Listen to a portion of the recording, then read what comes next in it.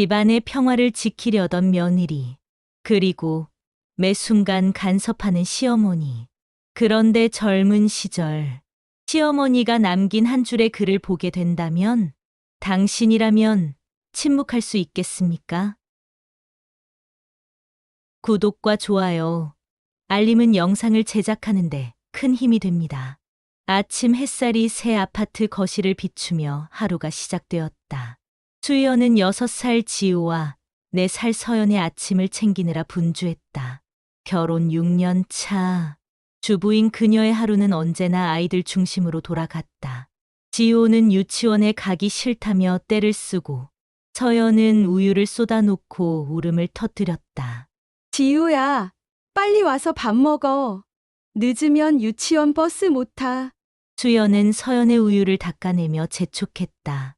부엌에서는 남편 도윤이 토스트를 구우며 학원 강의 준비를 하고 있었다. 그는 수학 문제집을 펼쳐놓고 빨간 펜으로 체크하며 중얼거렸다.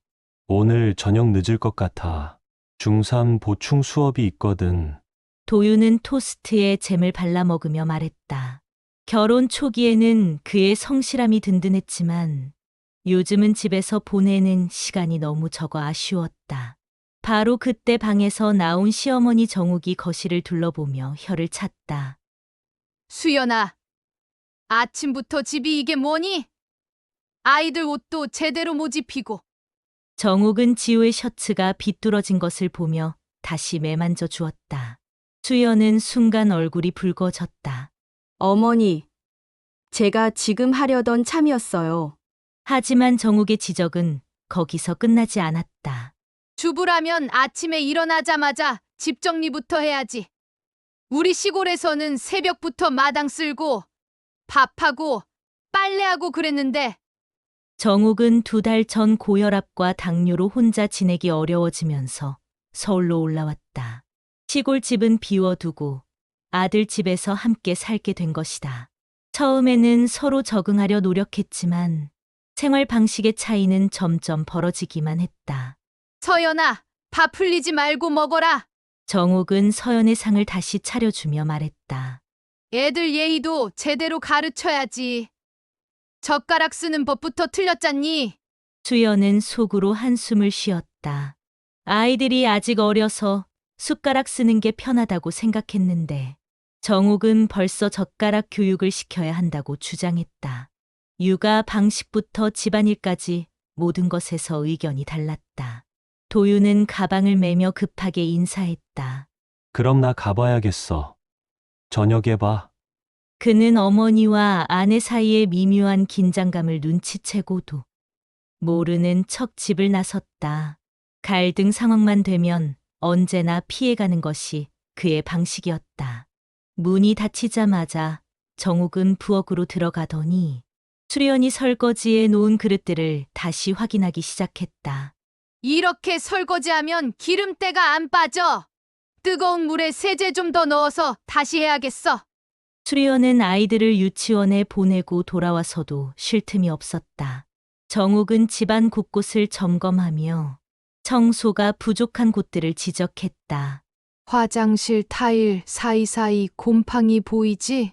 매일 환기시키고 닦아야 해. 냉장고 정리도 이상해. 김치는 윗칸에, 반찬은 아래칸에 놓아야지.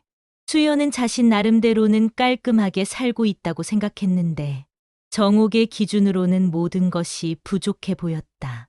더 힘든 것은 아이들 앞에서도 거리낌 없이 지적한다는 점이었다.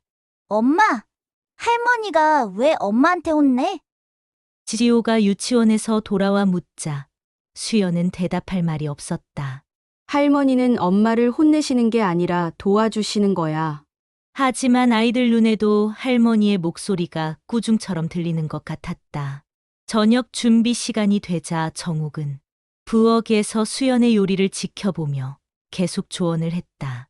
간장은 너무 많이 넣으면 짜고 설탕은 조금만 넣어야 해.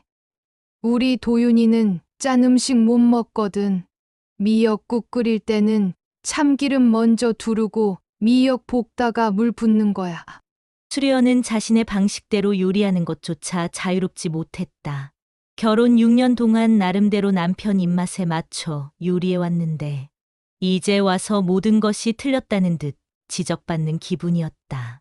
밤이 되어 도윤이 돌아왔을 때 수연은 혼자만의 시간을 갖기 위해 일찍 방으로 들어갔다.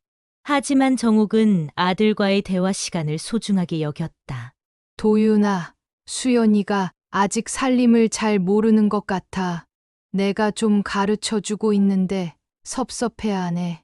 도윤은 난처한 표정을 지었다. 엄마, 수연이도 나름대로 열심히 하고 있으니까 너무 간섭하지 마세요. 간섭이 아니라 도움을 주는 거지. 며느리 잘 되라고 하는 소리인데 왜 그걸 못 알아듣겠어? 그날 밤 수연은 천장을 바라보며 잠이 오지 않았다. 과연 자신이 부족한 며느리인지 아니면 정욱의 기준이 너무 높은 것인지 혼란스러웠다. 결혼 전까지는 독립적이고 자신감 있는 사람이었는데 언제부터인가 자신을 의심하게 되었다. 새 집은 더 넓고 좋았지만 마음의 여유는 점점 줄어들고 있었다. 함께 사는 가족이 늘어났지만 수연은 오히려 더 외로워했다. 존중받지 못한다는 느낌, 인정받지 못한다는 서운함이 마음 깊숙이 자리 잡고 있었다. 이사한 지 한 달이 지나도록 정리하지 못한 짐들이 베란다 한쪽에 쌓여 있었다. 수연은 오늘이야말로 마저 정리하자고 마음먹고 오후에 아이들이 낮잠을 자는 시간을 이용했다. 정욱은 동네 병원에 정기 검진을 받으러 갔고 집안은 드물게 조용했다. 큰 박스 하나를 열어보니 정욱의 짐들이 가득했다. 오래된 이불, 낡은 그릇들, 그리고 갈색 종이에 쌓인 무거운 무언가가 들어있었다. 수연은 조심스럽게 종이를 풀어보았다. 두꺼운 가죽 표지의 앨범이 나타났다. 앨범 표지는 세월의 흔적으로 곳곳이 바래고 모서리가 해져 있었다. 수연은 잠시 망설였다. 개인적인 물건을 마음대로 보는 것이 예의에 어긋나는 것 같았지만 호기심을 억누를 수 없었다. 어쩐지 이 앨범 속에 정욱을 이해할 수 있는 단서가 있을 것 같은 예감이 들었다. 첫 페이지를 넘기자 젊은 정욱의 모습이 나타났다. 20대 중반쯤 되어 보이는 그녀는 하얀 저고리를 입고 수줍게 웃고 있었다. 결혼식 사진이었다. 지금의 모습과는 너무나 달라서 수연은 놀랐다. 그때의 정욱은 수연보다도 어려 보였고 눈빛에는 설렘과 긴장이 동시에 담겨 있었다. 다음 페이지를 넘기니 신혼집으로 보이는 작은 방에서 찍은 사진들이 나왔다. 정욱은 한복을 입고 제사상을 차리고 있었고 옆에는 지금의 도윤보다 훨씬 젊어 보이는 시아버지와 시어머니가 서 있었다. 그들의 표정은 엄숙했고 정욱만 홀로 바쁘게 움직이고 있는 것 같았다. 몇 장 더 넘기니 어린 도윤과 그의 남동생이 나왔다. 정욱은 두 아이를 품에 안고 카메라를 바라보고 있었는데 표정이 앞선 사진들과 달랐다. 피곤해 보였고 억지로 웃는 것 같았다. 아이들은 귀엽게 웃고 있었지만 정욱의 눈가에는 지친 기색이 역력했다. 수연은 그 사진을 자세히 들여다보았다. 정욱은 그때도 지금처럼 단정한 옷차림이었지만 어깨가 움츠러들어 보였다. 마치 누군가의 시선을 의식하며 조심스럽게 행동하는 것 같았다. 그때 사진 뒷면에 작은 글씨로 뭔가 적혀 있는 것을 발견했다. 수연은 사진을 조심스럽게 뒤집어 보았다. 연필로 쓴 듯한 흐릿한 글씨였지만 읽을 수 있을 만큼 선명했다. 1987년 5월 도윤이 돌잔치 날 아침 4시부터 일어나 준비했는데 시어머니는 떡이 맛없다고 하셨다. 친정 어머니가 해주신 떡인데 참으려고 해도 눈물이 나온다. 수연은 가슴이 쿵 하고 내려앉는 느낌이었다. 지금까지 보아온 강하고 완고한 정욱의 모습과는 전혀 다른 면이었다. 젊은 시절의 정욱도 자신처럼 시어머니 눈치를 보며 힘들어했다는 것이 믿기지 않았다. 다음 사진에도 글이 있었다. 아이들 밥 챙기랴. 시부모 눈치 보랴. 언젠가 나도 자유롭게 숨 쉬고 싶다. 친정에 가고 싶어도 며느리가 친정만 바라본다며. 빈잔을 들을까봐 말도 못 꺼낸다. 수연의 손이 떨렸다. 이것은 단순한 일기가 아니었다. 정옥의 속마음이 고스란히 담긴 절망과 슬픔의 기록이었다. 수련이 지금 느끼고 있는 답답함과 서운함을 정옥도 똑같이 겪었던 것이다. 또 다른 사진에는 이런 글이 적혀 있었다. 도윤 아빠는 늘 바쁘다고 한다. 시부모님과 갈등이 생겨도 참아라. 이해해라만 한다. 나 혼자 외로운 것 같다. 남편도 시부모도 내 편은 아닌 것 같다. 수연은 앨범을 덮고 한숨을 깊게 내쉬었다. 그동안 정옥을 고집스럽고 이해할 수 없는 사람이라고만 생각했는데 사실은 자신과 똑같은 경험을 한 사람이었다. 시대는 달랐지만 며느리로서 겪는 어려움은 비슷했던 것이다. 그런데 왜 나에게는 그렇게 엄격하게 구는 걸까? 수연은 의문이 들었다. 같은 고통을 겪었다면 오히려 더 이해해 줄 법도 한데 정옥은 수연에게 자신이 받았던 것보다 더 엄한 잣대를 들이대고 있었다. 앨범을 다시 펼쳐 마지막 페이지들을 보았다. 아이들이 점점 커가는 모습이 담겨 있었고 정옥의 표정도 조금씩 달라져 있었다. 초기에 불안하고 위축된 모습에서 점차 단호하고 강인한 모습으로 변해가고 있었다. 마지막 사진에서 정옥은 중년의 모습으로 지금과 비슷한 굳은 표정을 하고 있었다. 그 사진 뒷면에는 이런 글이 적혀 있었다. 시어머니가 돌아가시고 나니 집안의 중심이 되었다. 이제는 내가 이 집의 어른이다. 며느리가 들어오면 나처럼 고생하지 않도록 잘 가르쳐야겠다. 수연은 복잡한 마음이 들었다. 정옥이 자신에게 엄격한 것은 미워서가 아니라 나름대로는 도움이 되고자 하는 마음에서였을 수도 있다는 생각이 들었다. 하지만 그 방식이 수연에게는 오히려 상처가 되고 있다는 것을 정옥은 알고 있을까? 앨범을 조심스럽게 다시 종이에 싸서 박스에 넣으면서 수연은 정옥에 대한 생각이 조금 달라졌음을 느꼈다. 여전히 일상의 갈등은 해결되지 않았지만 적어도 정옥도 한때는 자신처럼 힘든 시간을 보냈다는 것을 알게 되었다. 그 순간 현관문이 열리는 소리가 들렸다. 정옥이 병원에서 돌아온 것이다.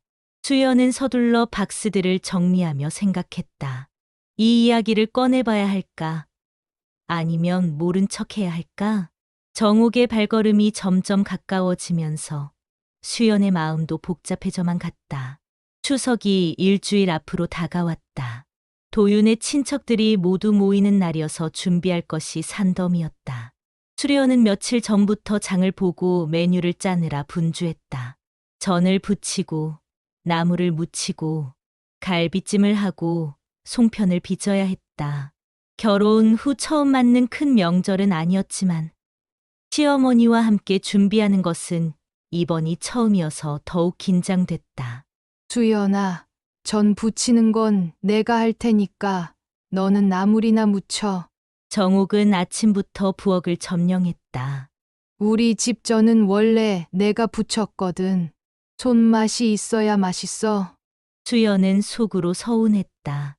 지난해까지는 자신이 전 부치는 것을 도윤이 맛있다고 칭찬해 주었는데 이제는 그런 기회조차 빼앗긴 기분이었다. 하지만 큰 명절이니 참자고 마음을 다잡았다. 오후가 되자 본격적인 요리가 시작됐다. 부엌은 김이 모락모락 나고 기름 튀기는 소리로 시끄러웠다. 정옥은 호박전, 동그랑땡, 생선전을 차례대로 부쳤다. 수연은 그 옆에서 콩나물, 도라지, 시금치나물을 만들었다. 어머니, 갈비찜은 제가 할게요. 수연이 말하자 정옥은 고개를 저었다. 아니야, 갈비찜은 양념이 중요한데 너는 아직 경험이 부족해. 내가 해줄게. 수연은 입술을 꾹 깨물었다. 갈비찜은 자신 있는 요리 중 하나였다. 도윤도 수연의 갈비찜을 좋아한다고 했는데 왜 믿어주지 않는 걸까? 그럼 송편은요? 송편도 모양이 중요하니까 내가 하는 게 낫겠어. 너는 설거지나 해줘. 결국 수연이 할 수 있는 일은 나물 몇 가지와 설거지뿐이었다. 명절 준비라는 명목 하에 완전히 소외된 기분이었다. 하지만 참았다. 앨범에서 본 정옥의 젊은 시절을 떠올리며 나름대로 이해하려고 노력했다. 저녁 시간이 되자 도윤이 학원에서 돌아왔다. 우와, 벌써 이렇게 많이 준비했네요. 고생하셨어요. 그는 어머니와 아내 모두에게 인사했지만 정옥이 주도적으로 준비한 것은 알 수 없었다. 도윤아, 와서 전 좀 맛보고 가. 정옥은 금방 붙인 동그랑땡을 젓가락으로 집어 아들에게 건넸다. 어떠니? 맛있지? 네, 역시 엄마 손맛이에요. 도윤은 엄지손가락을 치켜 세웠다. 수연은 자신이 만든 나물들도 맛을 봐달라고 하고 싶었지만 말을 꺼낼 수 없었다. 분위기상 어머니의 요리가 주인공인 것 같았다. 다음 날 저녁 마지막 준비를 하던 중 사건이 터졌다. 수연은 전날 정옥이 부친 전들을 다시 데우고 있었다. 그런데 호박전 몇 개가 바닥에 눌어붙어 버렸다. 급하게 뒤집으려다가 모양이 부서져 버린 것이다. 어머, 이게 뭐야? 정옥이 부엌으로 달려왔다. 내가 어제 그렇게 고생해서 부친 전을 이렇게 망쳐놓다니. 죄송해요. 어머니, 불 조절을 잘못했나 봐요. 수연은 당황하며 사과했다. 불 조절을 잘못했다고? 전 데우는 것도 제대로 못해? 정옥의 목소리가 높아졌다. 이래서야 내일 손님상에 올리겠니? 친척들이 보면 뭐라고 생각하겠어? 수연은 얼굴이 빨개졌다. 다시 만들면 되잖아요. 호박전 몇 개 못 만들까요? 몇 개라고? 재료 준비부터 다시 해야 하는데 그게 몇 개야? 정옥은 망가진 전을 집어들며 혀를 찼다. 정말 주부 자격이 있는 건지 모르겠어. 이런 기본적인 것도 못하면서 어떻게 집안을 꾸려나가려고 해? 그 말이 수연의 마음에 불을 붙였다. 그동안 참고 또 참아왔던 서운함과 분노가 한순간에 폭발했다. 주부 자격이요? 수연의 목소리가 떨렸다. 어머니는 제가 뭘 해도 흠만 잡으세요. 나물 만들어도 간이 부족하다. 청소해도 구석구석 안 했다.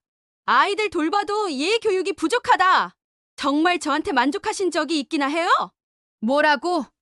지금 어른한테 대드는 거야? 정옥도 목소리를 높였다. 대드는 게 아니라 답답해서 하는 말이에요. 제가 노예예요?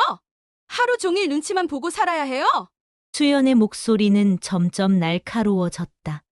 전 부치는 것도, 갈비찜 만드는 것도, 송편 빚는 것도 다 어머니가 하시면서 저는 설거지만 하라고 하시더니 이제 전 데우는 것도 못한다고 타박이에요. 그럼 뭐 어쩌라고? 경험이 부족하니까 가르쳐 주는 건데 왜 그렇게 받아들여? 정옥도 지지 않고 맞받았다. 가르쳐 주는 게 아니라 무시하시는 거잖아요. 저도 6년 동안 살림해왔어요. 도윤 오빠도 제 요리 맛있다고 했어요. 그런데 왜 저만 못하는 사람 취급해요? 바로 그때 현관문이 열리며 도윤이 들어왔다. 여보, 엄마, 무슨 일이야? 그는 부엌에서 들리는 큰 목소리에 놀라 뛰어왔다. 도윤아, 내 부인이 지금 나한테 소리를 지르네. 정옥이 먼저 말했다. 저도 사람이에요. 매일 저만 틀렸다고 하시면 기분이 어떨 것 같은데요? 수연은 눈물이 핑 돌았다.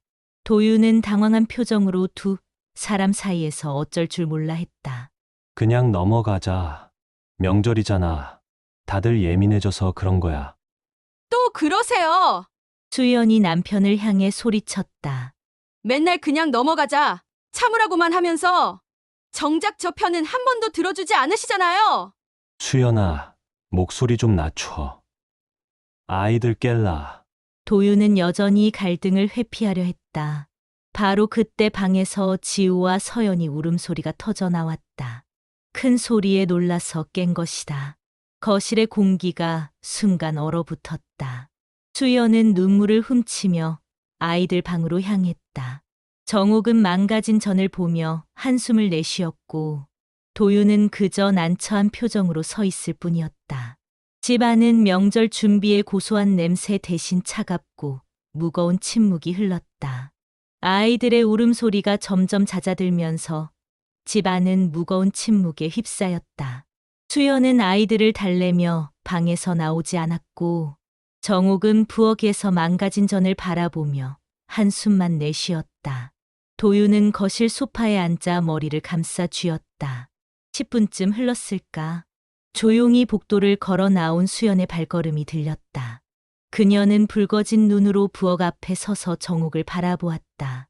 정옥도 고개를 들어 며느리를 보았지만 먼저 말을 꺼내지는 않았다. 어머니, 수련이 조심스럽게 입을 열었다. 제가 한 가지 여쭤보고 싶은 게 있어요. 정옥은 대답 대신 눈으로 대꾸했다. 도윤도 긴장한 표정으로 두 사람을 번갈아 보았다. 수연은 깊게 숨을 들이쉬고 용기를 냈다. 지난주에 이사 짐 정리하다가 어머니 앨범을 봤어요.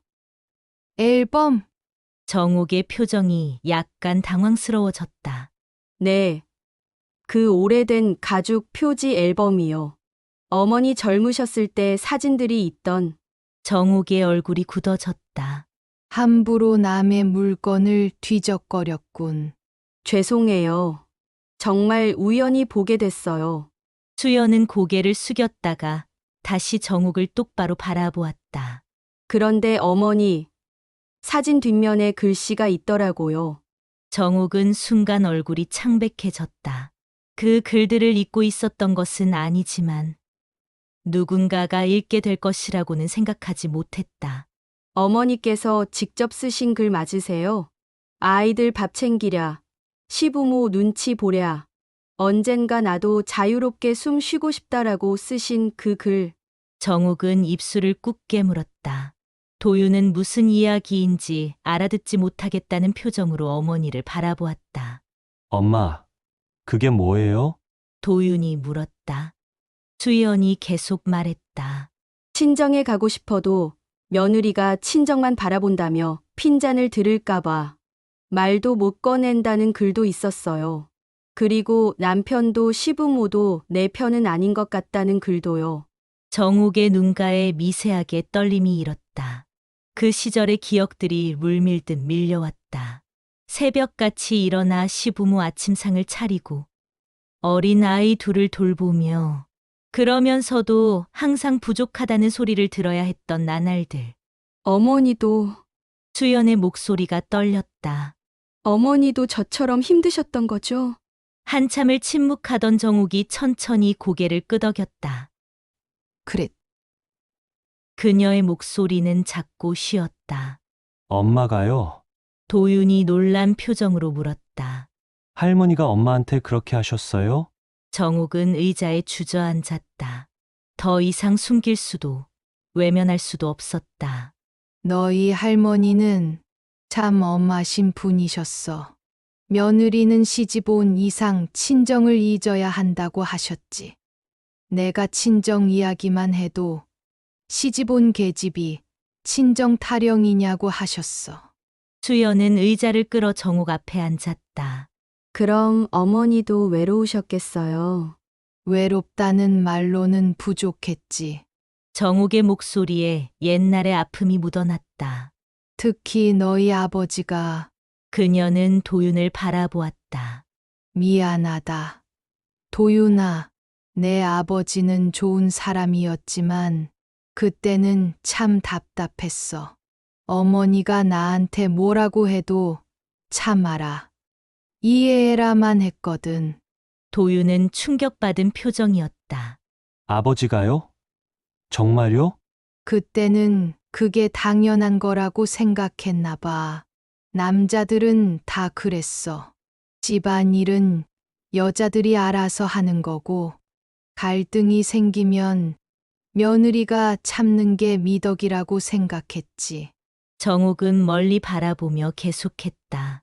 나도 처음엔 열심히 하면 인정받을 수 있을 거라고 생각했어. 새벽 4시에 일어나서 밥하고, 빨래하고, 청소하고. 그런데 아무리 해도 아직 멀었다. 이런 게 어디 며느리냐는 소리만 들었지. 수연의 눈에 눈물이 맺혔다. 그래서 어머니는 얼마나 힘드셨을까요? 정말 죽고 싶을 때도 있었어. 정옥의 고백은 담담했지만 무거웠다. 특히 너희를 임신했을 때 입덧이 심해서 토하고 있는데도 임신이 무슨 병이냐, 일은 해야지라고 하시는 거야. 그때 정말 친정 엄마가 그리웠어. 도윤이 어머니의 손을 잡았다. 엄마, 몰랐어요. 왜 말씀 안 하셨어요? 말한들 뭐가 달라지겠니? 그땐 그게 당연한 세상이었어. 수연은 조심스럽게 물었다. 그런데 어머니, 그렇게 힘드셨다면 왜 저에게는 정옥이 수연을 바라보았다. 그 눈빛에는 미안함과 복잡한 감정이 섞여 있었다. 솔직히 말하면 정옥이 한숨을 쉬었다. 나도 모르겠어. 왜 그랬는지. 아마도 내가 그렇게 고생해서 배운 것들을 너한테도 가르쳐 줘야 한다고 생각했나 봐. 그래야 이 집에서, 이 가족에서 살아남을 수 있다고. 살아남는다고요? 그래. 살아남는 거야. 시집살이라는 게 그런 거였거든. 완벽해야 인정받고, 완벽해야 가족이 되고, 완벽해야 사랑받을 수 있다고 생각했어. 수연이 말했다. 하지만 저는 그렇게 완벽하지 않아도 이미 가족이라고 생각했어요. 사랑받기 위해 완벽해야 한다면 그게 진짜 사랑일까요?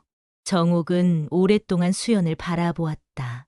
그 젊은 며느리의 눈에서 자신의 젊은 시절을 보았다. 하지만 수연은 자신보다 훨씬 용감했다. 자신의 마음을 표현할 줄 알았고, 불공평함에 맞서 싸울 줄도 알았다. 내 말이 맞아. 정옥이 작게 말했다. 내가 잘못 생각했나 보구나. 그때 도윤이 입을 열었다. 엄마, 수연아, 미안해. 나도 아버지처럼 회피만 했네. 두 분이 이렇게 힘들어하는데도 그냥 넘어가라고만 했어. 수연이 남편을 보았다. 오빠도 어려웠을 거예요. 엄마와 아내 사이에서.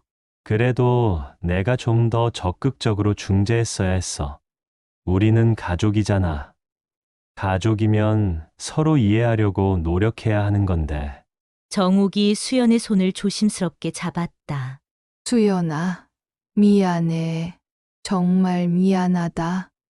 나는 너를 도와주려고 한 거였는데, 오히려 상처만 줬구나. 수연도 정옥의 손을 꼭 잡았다. 어머니, 이제 이해해요. 어머니가 왜 그러셨는지. 하지만 이제는 달라질 수 있을까요? 서로 완벽하지 않아도 되는, 그냥 있는 그대로도 괜찮다고 생각할 수 있을까요? 정옥은 눈물을 닦으며 고개를 끄덕였다. 그래야지. 이제는 그래야 해. 그날 밤, 세 사람은 오랜만에 함께 식탁에 앉았다. 망가진 호박전 대신 수연이 급하게 만든 김치전이 상 위에 놓여 있었다. 완벽하지는 않았지만 그 어느 때보다 따뜻한 식사였다. 어머니, 이 김치전 정말 맛있어요. 수연이 말하자 정옥은 미소를 지었다. 그래? 다행이다. 나도 한 입 먹어볼까? 정옥이 젓가락을 들어 김치전을 집었다. 이거 진짜 맛있네. 김치 익은 게 딱 좋고, 반죽도 적당하고. 도윤도 기뻐했다. 역시 우리 수연이 요리 잘하잖아. 엄마도 이제 아시죠? 알았어. 알았다고. 정옥이 웃으며 말했다. 내가 너무 성급했나 봐. 수연이 요리 솜씨가 좋은 줄 몰랐네. 수연은 가슴이 따뜻해졌다. 처음으로 정욱에게서 인정받는다는 느낌이었다. 그런데 어머니, 수연이 조심스럽게 말했다. 내일 추석 준비 어떻게 하죠? 친척분들 오시는데 우리 같이 하자. 정욱이 단호하게 말했다. 내가 혼자 하려고 했던 게 잘못이었어. 가족이면 같이 해야지. 도윤이 깜짝 놀랐다. 엄마가 그런 말씀을 하시다니. 평생 부엌은 당신 영역이라고 하시면서 사람은 변할 수 있는 거야. 정욱이 아들을 보며 말했다. 너도 마찬가지고. 이제 진짜 가장 역할을 해야 한다. 네. 엄마, 앞으로는 제가 더 신경 쓸게요. 도윤이 진지하게 답했다. 엄마와 수연이 사이좋게 지낼 수 있도록 제가 중간에서 잘 소통하겠습니다. 그때 지호가 잠옷을 입고 거실로 나왔다.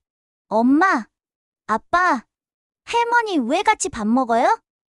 평소에는 할머니 먼저 드시고 우리는 나중에 먹었는데 수연은 아이의 말에 깜짝 놀랐다. 언제부터인가 정욱과 따로 식사하는 것이 당연해져 있었던 것이다. 아이들도 그것을 자연스럽게 받아들이고 있었다. 지호야, 앞으로는 할머니도 우리랑 같이 드실 거야. 수연이 아이를 무릎에 앉히며 말했다. 정말요? 좋아요. 지리오가 손뼉을 쳤다.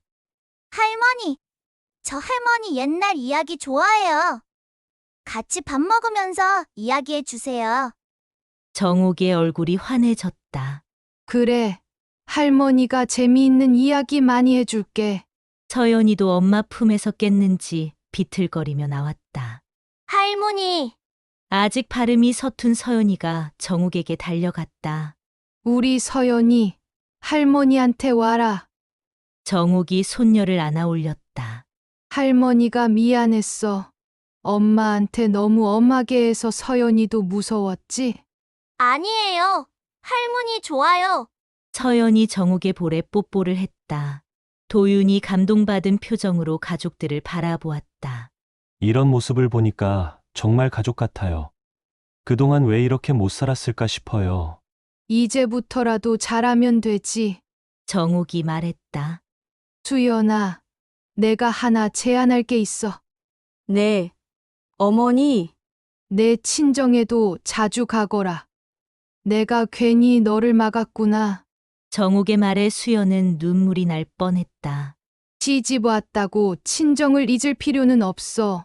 가족은 많을수록 좋은 거야.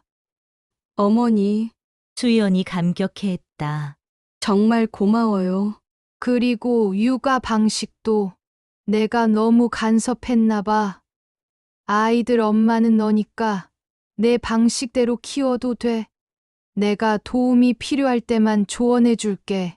도윤이 깜짝 놀랐다. 엄마, 정말요? 청생 손자 교육은 할머니가 해야 한다고 하시면서 그것도 내 고집이었어.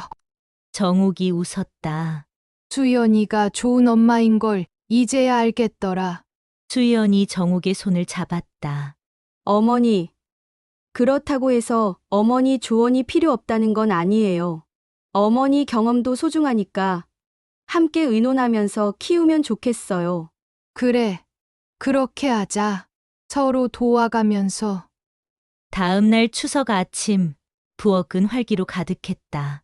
정욱과 수연이 나란히 서서 전을 부치고 도윤은 아이들을 돌보며 가끔 부엌 일도 도왔다. 어머니, 이 갈비찜 양념 어떤가요? 수연이 맛을 보라고 건네자 정욱이 맛을 보았다. 좋네. 조금만 더 달게 하면 우리 집 남자들이 좋아할 것 같아. 그럼 올리고당 조금 더 넣을게요. 그래. 그런데 너무 많이 넣지는 마. 단맛이 강하면 느끼해져. 이제 정욱의 조언은 비판이 아닌 진정한 도움으로 들렸다. 수연도 편안하게 받아들였다. 점심 무렵 친척들이 하나둘씩 도착했다. 도윤의 삼촌, 고모, 사촌들까지 집안이 북적였다. 어머니, 음식 정말 맛있어요. 도윤의 고모가 갈비찜을 먹으며 칭찬했다. 수연이가 만들었어. 정옥이 자랑스럽게 말했다. 우리 며느리 요리 솜씨가 좋거든. 수연은 깜짝 놀랐다. 예전 같으면 정욱이 자신이 만들었다고 했을 텐데, 이제는 며느리를 칭찬해주고 있었다. 정말요? 수연이가 요리를 이렇게 잘해요. 삼촌이 놀라며 말했다. 네. 처음엔 서툴렀는데 지금은 나보다 나아.